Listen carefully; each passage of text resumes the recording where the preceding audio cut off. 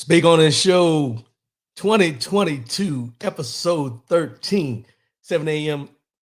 Pacific time, 10 a.m. Eastern. We got a good show for you this morning. Y'all ready? Let's go.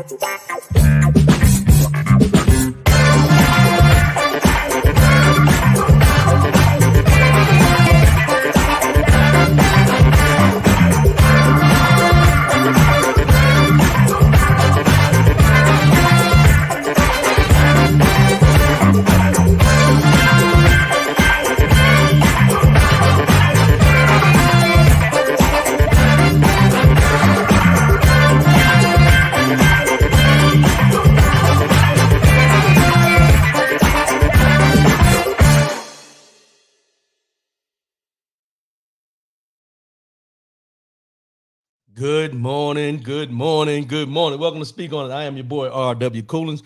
First and foremost, giving honor to the God who allows me to come at you in this manner on a weekly basis. How's everybody doing out there? 10 a.m. Eastern, 7 a.m. Pacific. That's what we do here every Saturday morning. Speak On the show.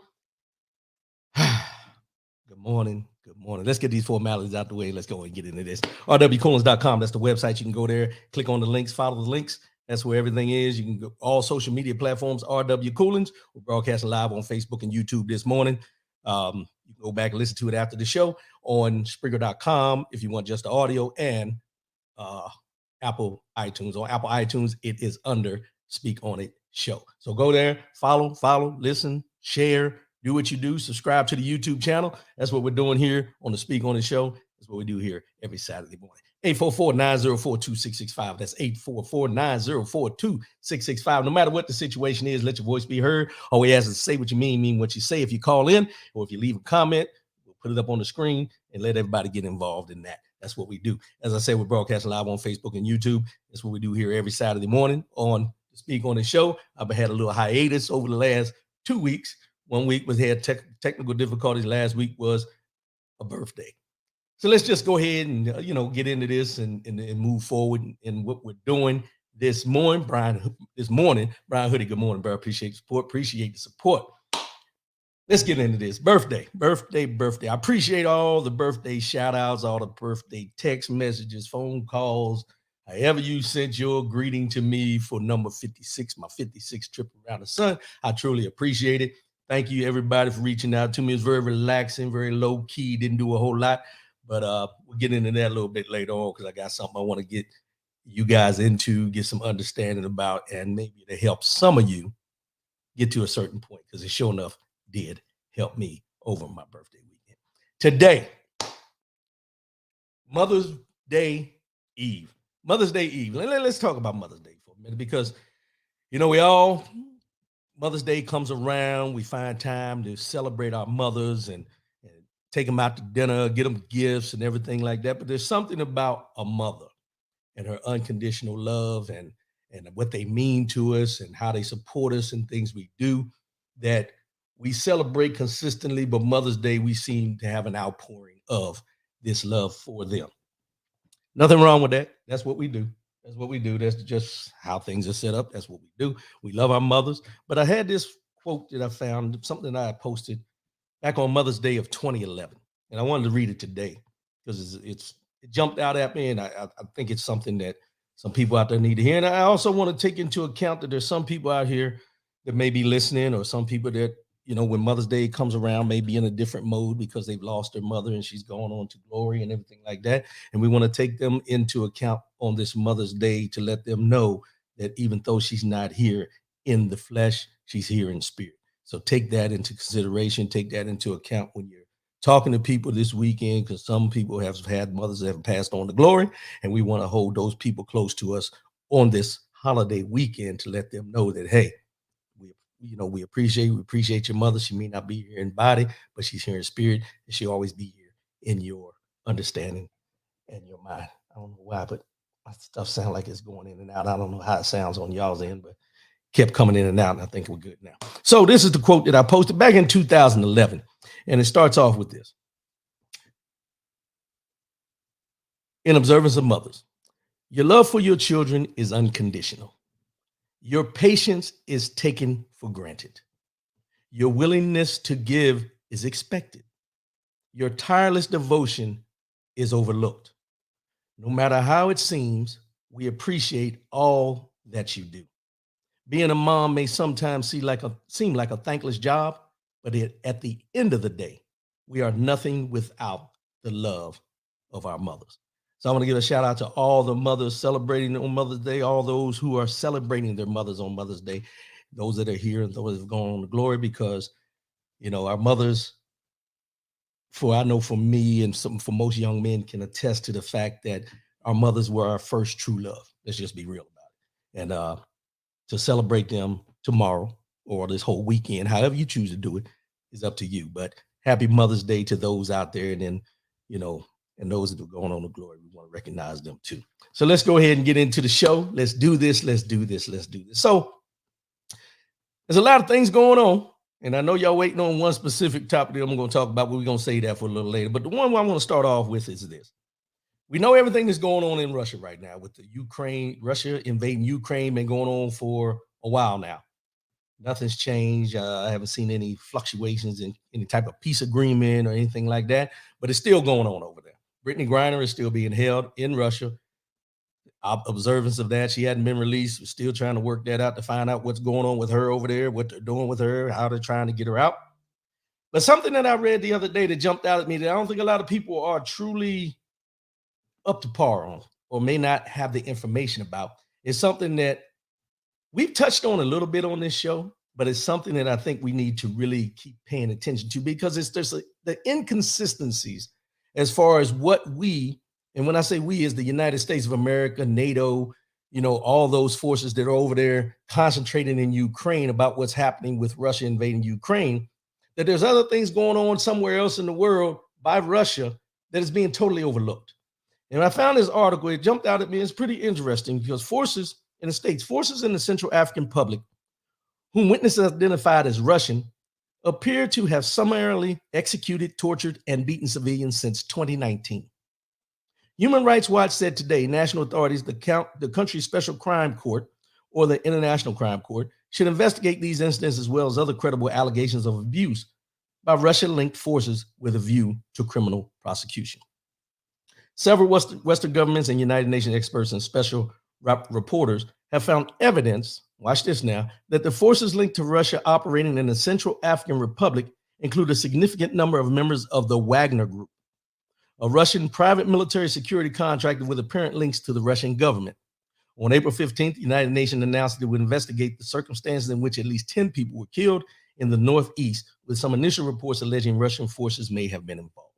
Now, the reason I bring this up is that the whole concentration we've been having for the last 2 months or so has been in Ukraine. What's going on with Ukraine, Russia going in, trying to invade Ukraine, or bombing and blowing up and everything. But this article that I found dates back all the way to these atrocities going on in Africa by the Russian special forces, let's just call it what it is, the Wagner Group, since 2019. Now, as I mentioned before, and you've heard me say this on this show, it's amazing to me how we can concentrate our resources and our thoughts on specific areas and then not pay attention to other areas because of what we feel they can add to our economies and so on and so forth. So when we talk about Africa, as large as that continent is, let's just be honest, as large as that continent is and all the natural resources and everything like that that are there, it's still a wonder to me how come there is no large presence of NATO, United States, European nations there as protection. Number one, like we always do, we put forces all over the world for protection and for security reasons and things like that. But we've allowed, and I'm going to say we've allowed, because this is counting on NATO and the United States of America, we've allowed Russia to infiltrate special forces into Africa where they're executing Africans in order for them to impose their will and to bring their government in to do certain things in there. Now, the article is very long. It's about 20 pages. I didn't go through it all, but there's a lot of things going on in Africa that we're not hearing about, that we're not paying attention to, that are just as relevant as what's going on in the Ukraine. Because when you talk about the Ukraine, Everybody talks about Europe and what can happen in Europe if Russia is able to do and impose their will within Ukraine. But nobody's talking about Africa. And the other part about the Africa thing is, if anybody remembers, there's been articles going around about uh, the Chinese president having interactions with some of the countries in Africa and the resources and different things like that. So let's just keep an eye on that. I always bring this up because this is not a black and white issue. Let's just be honest. This is not a black and white issue. I'm not getting into the point of where because Africans are black or anything like that. It has nothing to do with that. It has to do with our concentration on specific locations and overlooking other locations that come back later on and then cause more harm than help because we didn't pay attention at that time. While you're looking over here, they're doing stuff over there. And we need to be patient and we need to be cognizant of these things happening on all continents. It's not specific ones that we want to concentrate on because it seems right. And it says there's compelling evidence that Russian identified forces supporting the Central African Republic's government have committed grave abuses against civilians with complete impunity. The failure of the Central African Republic government and its partners to forcefully denounce these abuses and to identify and prosecute those responsible will most likely only fuel further crimes in Africa and beyond. Between February 2019 and November 2021, Human Rights Watch interviewed 21 people in person and 19 others by phone, including 10 victims and 15 witnesses about abuses they said were committed by men with white skin speaking Russian, a language the witnesses recognized.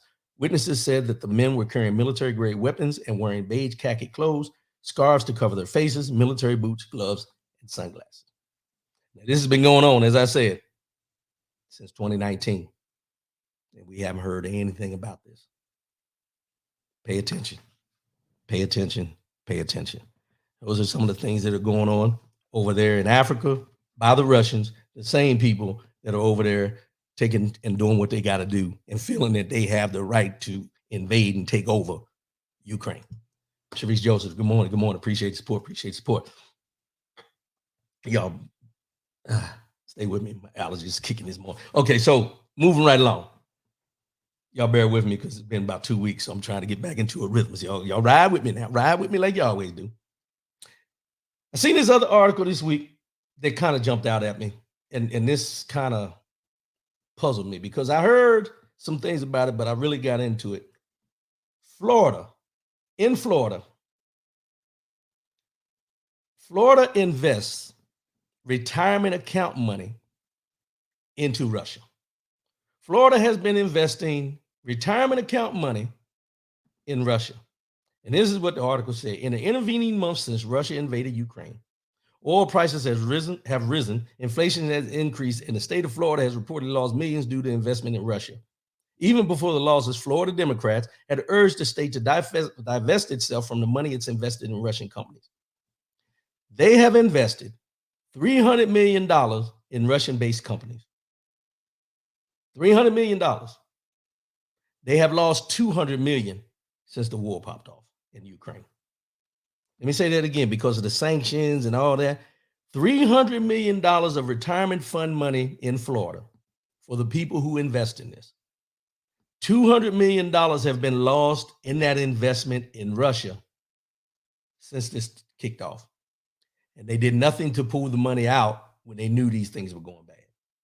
So everybody who's invested in this in Florida, this is going to affect your retirement. Unless it's just like playing with the stock market. I always talk about that. So it says Florida's retirement system lost over $200 million in our Russian investments after refusing to divest our holdings when I called for it over 2 months ago. This was a Democrat, Andrew Learned, that asked them to pull the money out to divest in Russia. Turns out backing Putin and his war crimes in Ukraine wasn't just bad for freedom, it was a bad investment too.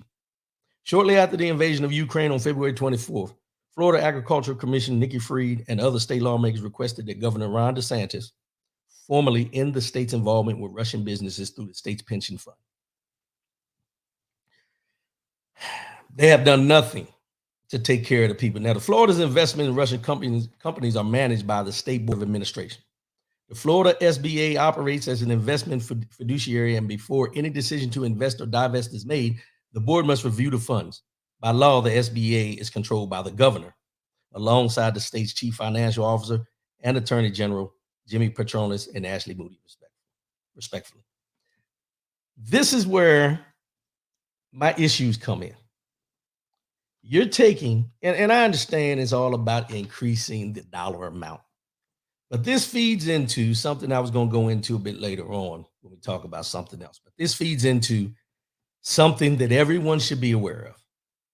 This is going on in Florida, and these people who invest in this retirement fund, they've lost $200 million of this retirement fund, and the people that are going to suffer are the people that have put in, not the people who made the choice to invest in it, but the people that have been putting their money in that they chose to invest. This is the same thing that's going on right now when we talk about the Republican Party and we talk about the Democratic Party and we talk about what they're going to improve, what they're going to get rid of and everything. We've heard this thing about Social Security and Medicare for years and years and years. And nothing has changed. Nothing has changed as far as what they're trying to do, what they're trying to change with Social Security, taking it away, eliminating it, using that money for other things. These have been the arguments of Democrats towards Republicans for years. And I just recently seen that if the Republicans take control of the House and the Senate, and they also have a Republican president in this next election coming up, you better be paying attention to your Social Security. Because what is on the table right now, just be honest, the abortion issue that we'll get into in a few minutes, that's just the first of many to trickle down if they're able to do what they want to do. If they're able to do what they want to do, a lot of us, I'm going to speak for myself as well, but a lot of us who are expecting to see our Social Security checks at 62 that we've put into since we first started working in years and years and years, who are looking for that money at 62, 65, 67, 60, 70, whatever point you get to, may not be there, not because the money you've put in is not there, but because they want to get rid of it. And if they get rid of it, everyone who is dependent on Social Security to be part of the retirement plan is going to be null and void. All the people you see talking about their stock markets when they're investing and how they've lost in their 401ks and their TSPs and all these type things, these things are going to be dwindling down if we allow these people to do what they want to do and impose their will about the money we've invested for our future, for our retirement, compared to what they're going to get, because they're going to get a check from serving 2 years in the Senate or 2 years in the Congress or 4 years in the Congress for the rest of their life. However, the normal everyday working person who may have some type of retirement plan through their Social Security is what they're trying to do, and they're using that as a supplement, it may not be there for you. Now, I don't say these things to scare you. I say these things because we got elections coming up. We got election coming up in 2022, this year. Primaries are coming up. Some of them already had primaries. But come November of 2022, we got midterm elections. Some of these people who are trying to take your rights away are on the ballots. What are you going to do? Choose wisely. Choose very wisely. Because at this point, they could care less about everyday people. They're only concentrating on their interests, their special interests, and what they're invested in and who they're invested in. And we need to pay close attention to who's speaking or not speaking, but those that are speaking about what they intend to do with your money that you've invested in your future for your retirement. This is a prime example of what happened in Florida, or what's going on in Florida. $200 million of $300 million has been lost due to an investment in Russia with people's retirement funds. Let that marinate. Let that marinate. $200 million, and not a drop in the bucket. $200 million is gone because the market and the sanctions and everything that's going on in Russia. And then the question I have to ask is, what makes Russia, and this is just me, but what makes Russia, who we're supposed to have this, conflict with, what makes Russia the place where we choose to invest money, knowing the human rights, the civil rights, all the different things that go on in Russia that we tend to talk bad about, but our politicians, our investment companies, and everybody like that chooses to invest in a country where their human rights record is garbage. And now that they've invested that money there, and lost that money there, how are they going to get it back? How are these people that have invested their money going to be able to survive if they lost their money and they're looking for that money when they retire in order to survive? With inflation, cost of housing, all the things going up, gas, all the things going up, inflation, interest rates just went up again. How are people supposed to survive when we have our politicians and our investment companies taking your money that you've put in there, that you felt, that you securely felt would be there at the time when you needed it? Because they have no problem taking it when you want to invest it, but they have a problem giving it back to you when it's time for you to collect. Just something to think about. I know y'all get tired of me talking about this individual, but I got to bring him up again because who he is. Justice Clarence Thomas. Now, I want y'all to remember back when Clarence Thomas's wife, Jenny Thomas, Virginia Thomas, was a part of this insurrection thing everybody was talking about and how she was, part of this QAnon and all this kind of stuff. Clarence Thomas was very silent. He never spoke about anything. He never came forward about anything. He never got involved in it because he knows what his wife was doing, just like we know now what she was doing. But this week, Clarence Thomas did a speech. And his speech was at the 11th Circuit Judicial Conference in Atlanta, Georgia. Clarence. And in that speech, Clarence Thomas decided to talk about what we're getting ready to get into. He decided to talk about the draft opinion about reversing Roe versus Wade, about getting rid of the right to abortion. And Justice Clarence Thomas, following the leak of the draft majority opinion overturning Roe versus Wade, said Friday that government institutions shouldn't be bullied into delivering what some see as the preferred outcome. And this is what he said: the events of earlier this week is one symptom of that. He added that you cannot have a free society without stable institutions. You cannot have a free society without stable institutions. This is what Clarence Thomas came out this week and said in a speech where he has been very silent about what part his wife may have played or did play in the insurrection on the Capitol on January 6th. This is the same person that chose to dissent and not vote for the fact of January 6th, what went on, and then have an investigation of the insurrection. But he has time to talk about how it's going to erode the institutions of this United States if people are allowed to impose their will on these institutions. I'm trying to figure out, and this is just me, I'm trying to figure out why his silence was so clear to us when his wife's name was brought up in things and people were talking about he should recuse himself and all these things, but he doesn't have a problem speaking about this and the draft opinion being leaked and everything like that. And since we're on this, let's talk about this draft opinion real quick. You've heard me say on here many times, a woman's right to choose is a woman's right to choose. I'm a true believer in that. You have people on both sides, pro-life, pro-life. You got the pro-life, and you got the abortion rights, all that kind of stuff. Whichever side, I don't get confused by. I know where I stand. A woman's right to choose is a woman's right to choose. That's me. Some will agree, some won't. But this draft opinion that came out this week that said that the writing is on the wall for the Supreme Court to overturn Roe versus Wade, which there's a lot of different entities involved in this that they're talking about.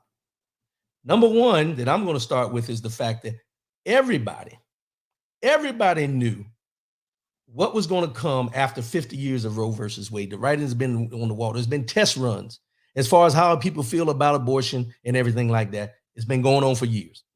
We've seen it. We've heard it. Every time it comes up, when's it come up? Election time. Why does it come up election time? Because the people that want to be elected are the ones that want to overturn it because they have an interest in the abortion issue. It's number one. The second part of it, this opinion piece was allegedly, supposedly leaked, which means that it was done.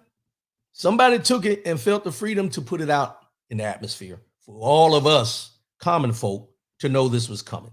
Now, the final decision is not supposed to come until the fall sometime, but the opinion is already written up. They say it's a draft opinion, not the final opinion. So they were asked, hey, is this true? And everybody came out. They finally said, yes, it's true. Shouldn't have been leaked. But the problem I have with this is the concentration isn't on the abortion being overruled or Roe versus Wade being overturned. The concentration is not on the fact of abortion will come to an end. It will be illegal. They'll be able to lock people up. Women don't have a choice anymore. All the things you can think about that come into abortion. That's not what the argument is right now. The argument right now is who leaked it? Who put the information out there? I understand that there needs to be a way to find out who, just be honest, who put the information out there that wasn't supposed to be released at this point. I'm cool with that. But the bigger picture that people are trying to sway away from is the fact that women aren't going to have a choice if this opinion comes into play and if it's ruled that abortion will be illegal. Now, I'm not going to get down that rabbit hole about abortion and when life starts in the womb and all that. I'm not a scientist. I'm not a doctor. I'm not any of those type things. So I'm not going to go down that rabbit hole. But the rabbit hole I will go down is when we choose, and I'm going to say we as a society, when we as a society decide to start choosing when, what, how, and where, any individual is allowed to dictate what happens to their body, right, wrong, and different on how you may feel about it, about the process that they're doing. But when you start dictating the fact of what they can do with their own body because you have a certain opinion about life, death, anything like that, you need to broaden your scope out, just not from abortion, but as I always say, to the death penalty.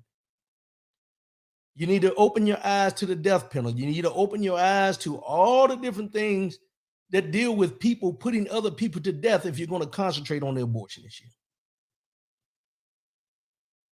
When you talk about this opinion, as they say, the uproar is about the leak of what is going to be put into effect come this fall.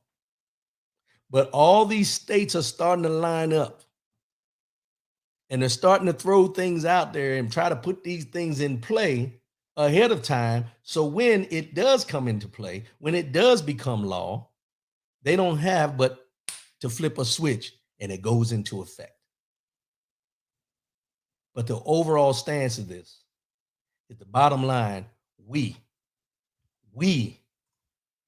as everyday living human beings need to take into account everybody's situation is different. Everybody's reasoning for doing what they do is different. And to dictate to everybody across the board how they should handle their body, let me say again, their body is crossing the line, in my opinion. And then we have people, politicians, who sit up and say, we don't need government dictating to us what we should do about this, and this. But they're okay with the government dictating what a woman's right is to her own body. If you want, you can filter this into the vaccine situation that we just had going. And I say situation because it became a situation when it should have been something that was normal practice. For those that didn't want to get the vaccine, it was my body, my choice. I shouldn't have had to take a vaccine. You can't force me to take a vaccine. My body, my choice. But those same people that were loud about the vaccine are silent about the abortion issue. It's my body, my choice for a shot, but it's not my body, my choice when it's a life or death situation when someone's on the table who may carry the birth to term and end up dying on the table because there's complications. But I'm not going to go down that rabbit hole. You see, there's so many different parts to the abortion issue, but they only want to cover the overall being of that of life starts at inception in the womb. As I say, people will agree. Some people won't agree. And it's just to have to talk about this, to have to see these things coming up about this leading into Mother's Day weekend. And I'm guilty of it because I'm talking about it right now, Mother's Day being tomorrow. But you also have to take into account those who may have had to make that decision because it was a life or death situation that still lives with that every day. But that's their choice. See, the government doesn't have to live with that decision. The individual does. The government doesn't have to live with the fact that a 12 or 13-year-old girl was raped by somebody, or there was incest going on in the home and there was no protection for this person, and now she's required to carry a child full term. That's not taken into account.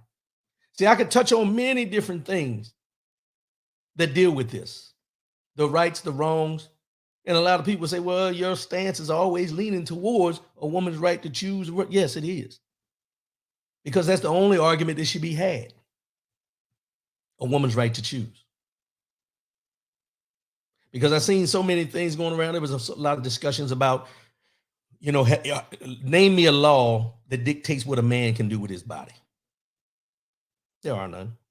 You'll be waiting a long time if you want to hear it. But a lot of the people in this United States of America, there's going to be a lot of things go on with this that it's going to get ugly before it gets better. All for the simple fact of there's differing opinions depending on your background, depending on where you live, depending on your income, depending on your beliefs, depending on all those things.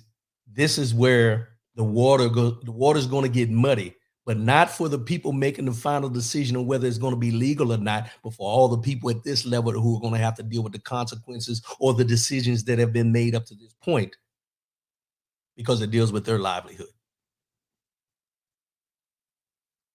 It's something I don't like talking about, but it's something that I stand strong on. It's a woman's choice. It should be a woman's choice. When I decided to go get a tattoo, put a tattoo on my arm, I didn't ask anybody. That's a choice.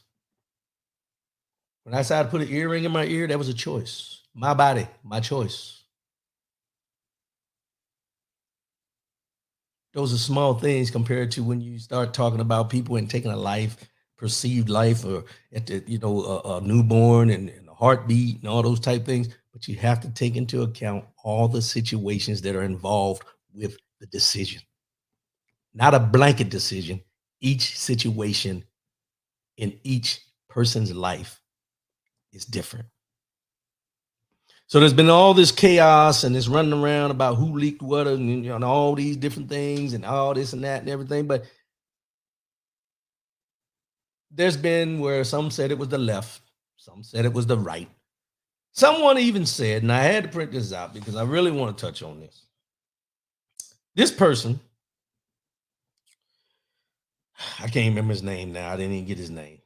But he said, and this was his quote, "I find it suspect that the first leak coming out of the Supreme Court in history comes shortly after Judge Ketanji Brown Jackson is confirmed.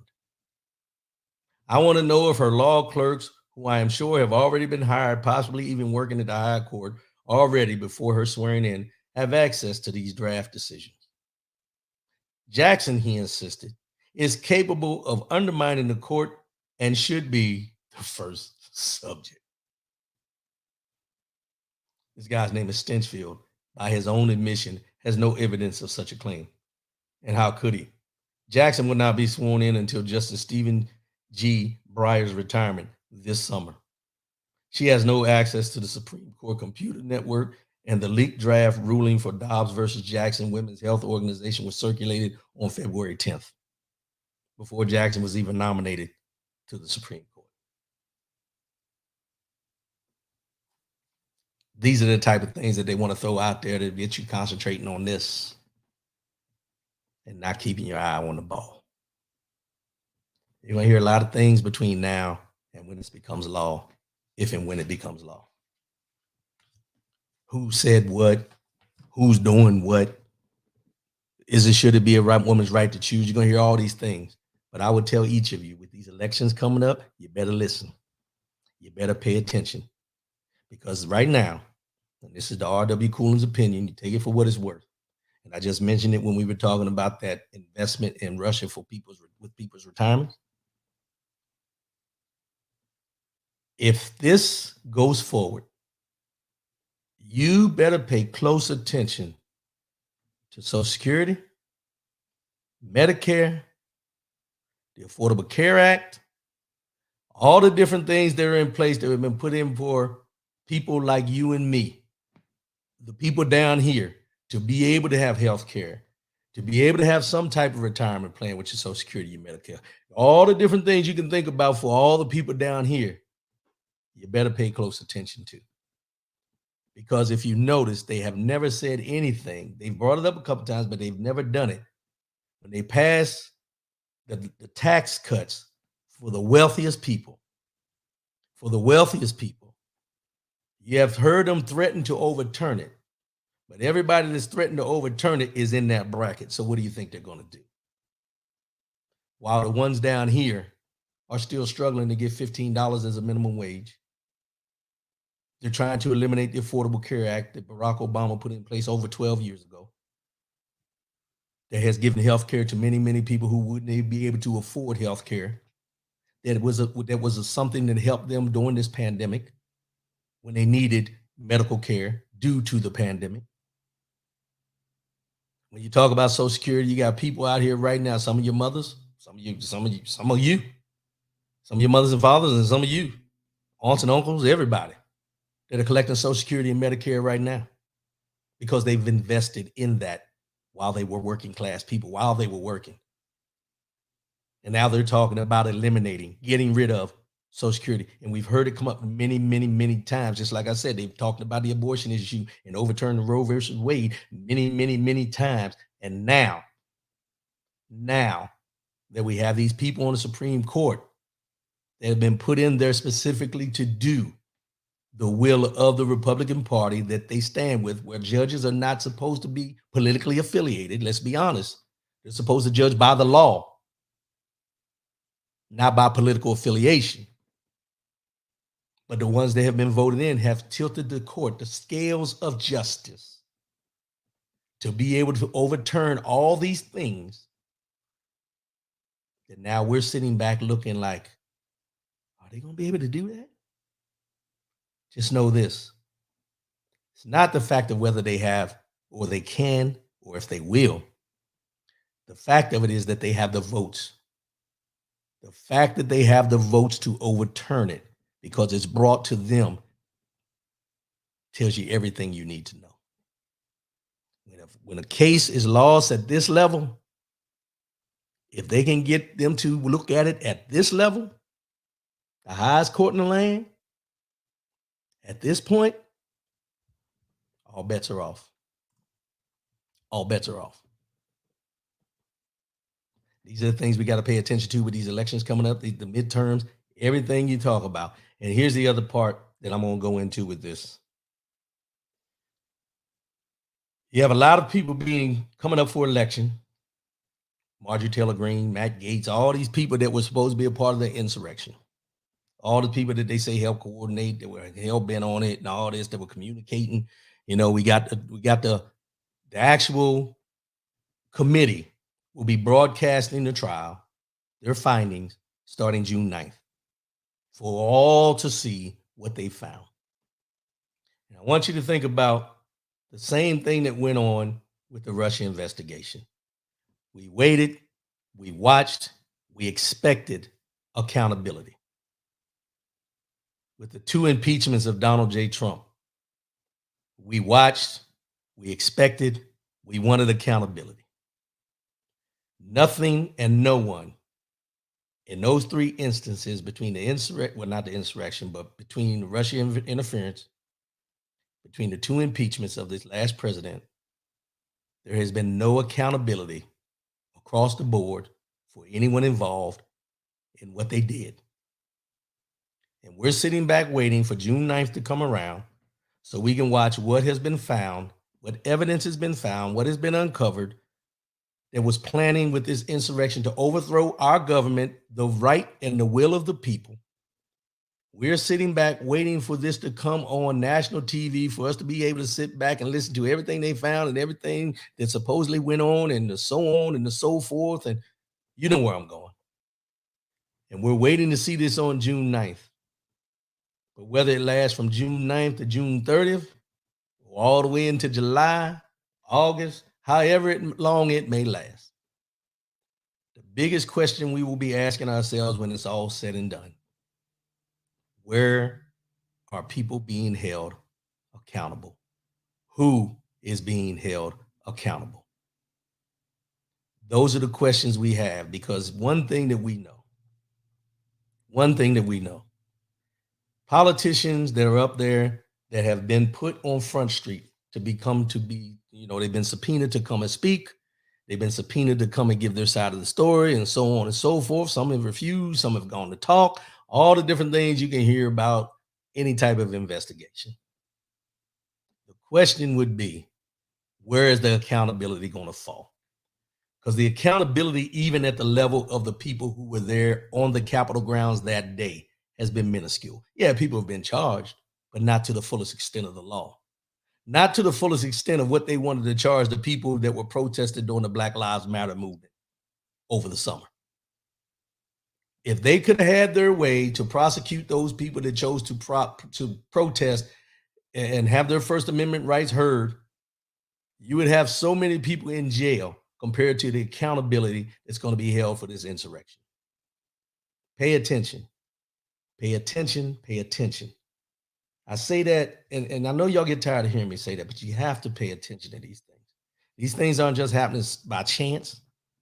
These things have long been in the mix. They've long been in the mix of what's going on. And they've been positioning. They're playing chess. They're not playing checkers, they're playing chess. And all these moves have been put into place over years and years and years. And now we're just waking up to the reality that some of the things that we've been counting on, and listen to what I said, some of the things we've been counting on could be gone like that from a simple vote. From a simple vote of 9 justices. A simple vote of 9 Supreme Court justices. Like that. Just want to put it out there. I don't want to be all doom and gloom or anything like that, but pay attention. I'll continue to say, pay attention. I don't know, y'all. I just don't know. I don't know. Let's go and get into this.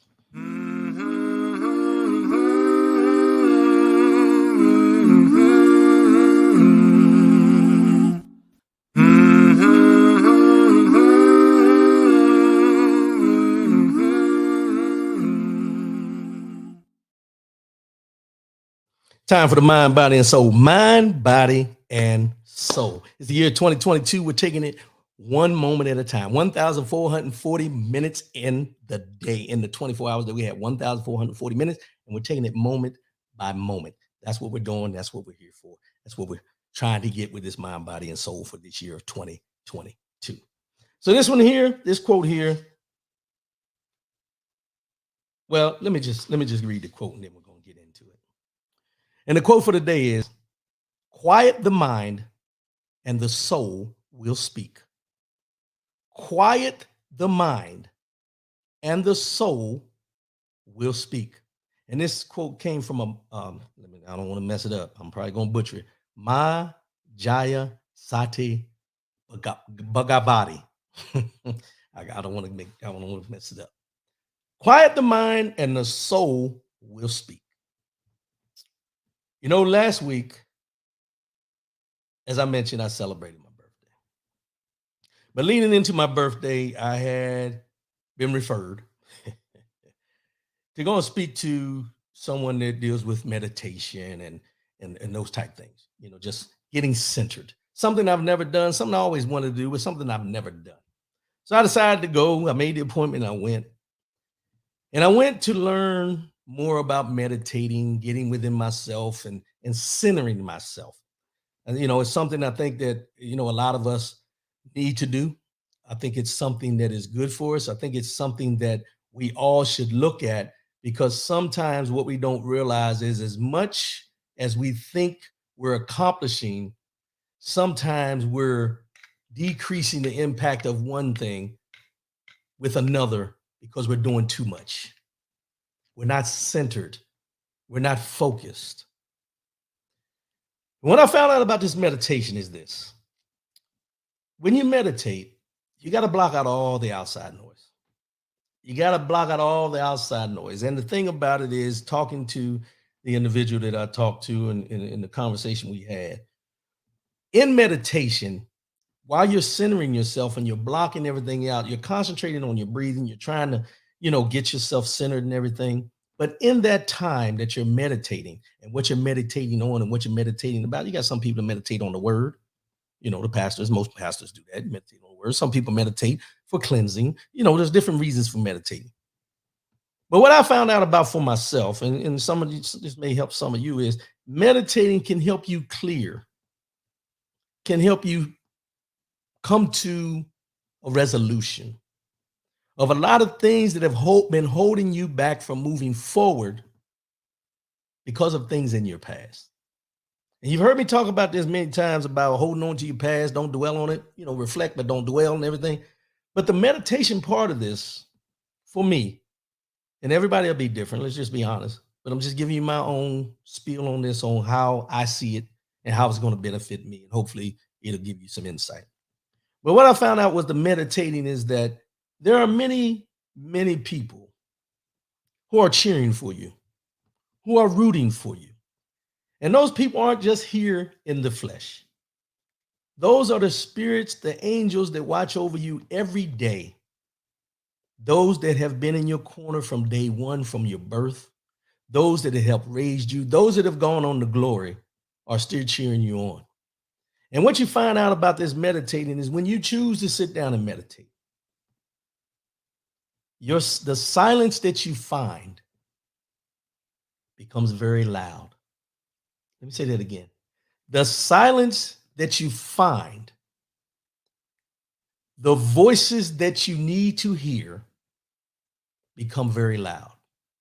And when I say very loud, is because now you actually hear what they've been trying to tell you for many, many years. The guidance that you've been asking for, the way that you need to guide yourself, what you want to accomplish, and how to go about doing it. Those voices, and some may think I'm crazy when I say this, but I'm just going to be real with you. Those voices of those people that have been in your corner from day one become so loud to you that you realize that everything you've been doing and trying to accomplish, running here and there, running all over and doing this and thinking you have a plan, all you've been doing is running around.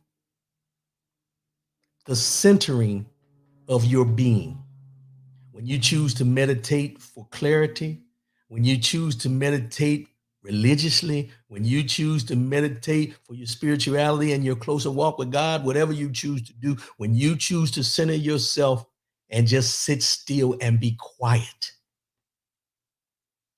quiet to the point that you don't have to try and listen, because it's already being said to you, where the openness of your mind, the meditation of your heart and your soul allows those voices to be heard so clearly that you start asking yourself, what took me so long to get to this point?